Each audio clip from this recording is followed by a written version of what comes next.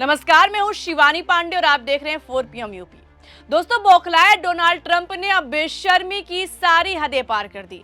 सारी limit cross करते हुए ट्रंप गाली गलौज पर उतर आए हैं। एक तरफ ईरान ने डोनाल्ड ट्रंप के 48 घंटे के अल्टीमेटम को लात मार दिया, तो वहीं दूसरी तरफ ट्रंप इतना बौखला उठे कि ईरान को गाली बकने लगे, ऐसी की तैसी करने की धमकी दे रहे हैं। लेकिन यही धमकी ट्रंप के लिए काल बनता जा रहा है। ईरान को गाली देने वाले ट्रंप के अपने ही उनके खिलाफ उतर आए हैं। अमेरिकी नेता कह रहे हैं कि ट्रंप पागल हो गए हैं, उनको पद से हटाने की मांग तक होने लगी है। तो क्या कुर्सी जाने के डर से ट्रंप पूरी दुनिया के सामने घुटनों पर बैठकर माफी मांगेंगे? आपको बताएंगे, लेकिन उससे पहले इस पोस्ट को देखिए, जिसमें ट्रंप ने बेशर्मी की सारी हदें पार कर दी और ईरान को गंदी गंदी गालियां दी।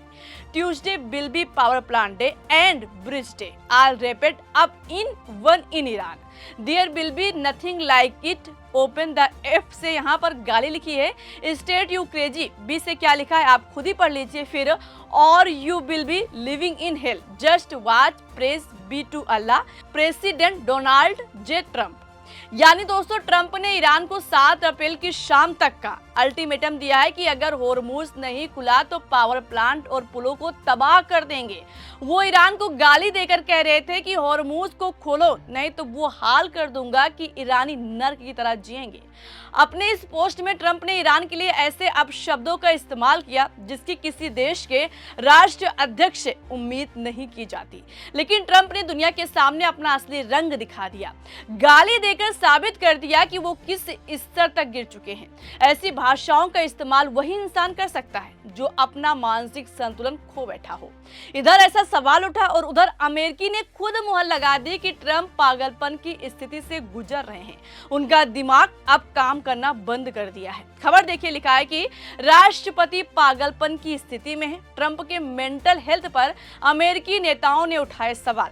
दोस्तों, ऐसा किसी और नहीं बल्कि ट्रंप की कट्टर समर्थक, जिनको माना जाता था रिपब्लिकन पार्टी की नेता और पूर्व सांसद मार्जोरी टेलर ग्रीन ने कहा है कि राष्ट्रपति पागल हो गए हैं। इतना ही नहीं, उन्होंने यहां तक कह दिया कि उनके प्रशासन में जो भी खुद को ईसाई बताता है उसे घुटनों के बल बैठकर ईश्वर से माफी मांगनी चाहिए, राष्ट्रपति की पूजा करना बंद करना चाहिए और ट्रंप के इस पागलपन में हस्तक्षेप करना चाहिए। उन्होंने ट्रंप से भी माफी की मांग की है दोस्तों।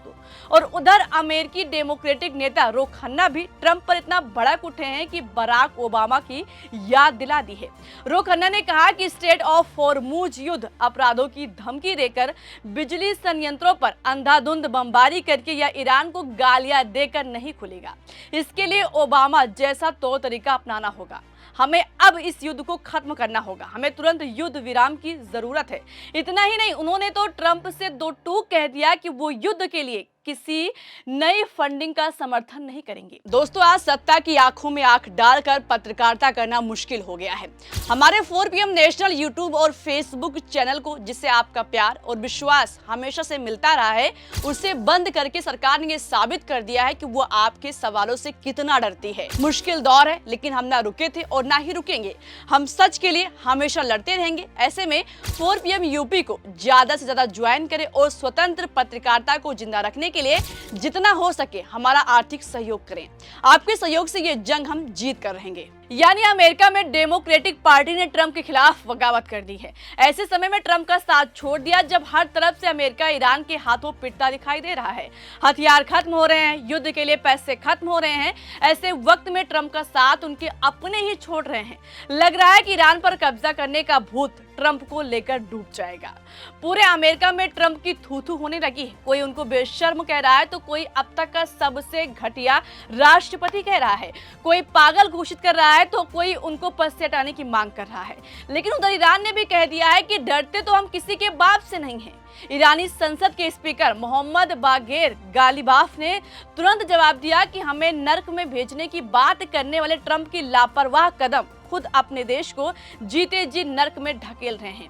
इससे पूरा इलाका जलकर राख हो जाएगा, क्योंकि आप इजरायली प्रधानमंत्री बेंजामिन नेतन्याहू के इशारों पर चल रहे हैं।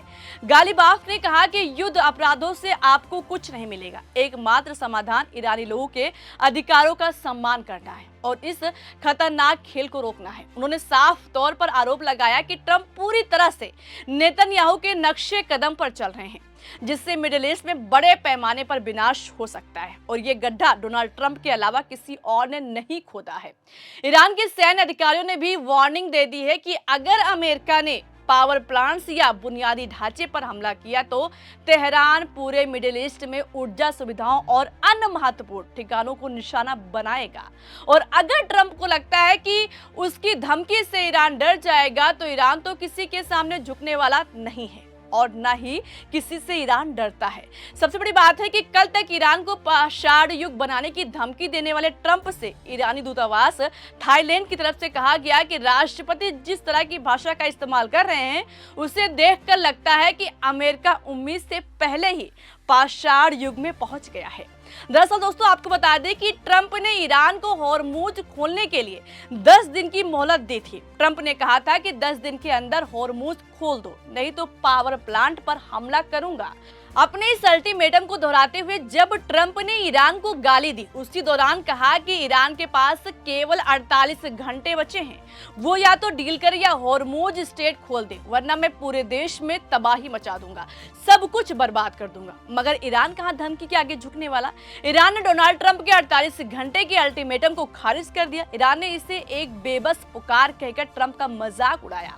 अब जिस तरह से ईरान डोनाल्ड ट्रंप के आंख दिखाने से नहीं डर रहा है, ट्रंप की धमकियों का ईरान पर कोई असर नहीं हो रहा है।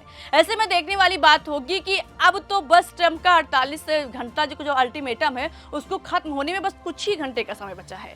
अगर हॉर्मुज नहीं खुलेगा तो क्या पावर प्लांट पर हमला होगा। हालांकि ईरान खोलने के मूड में तो बिल्कुल दिखाई नहीं दे रहा है।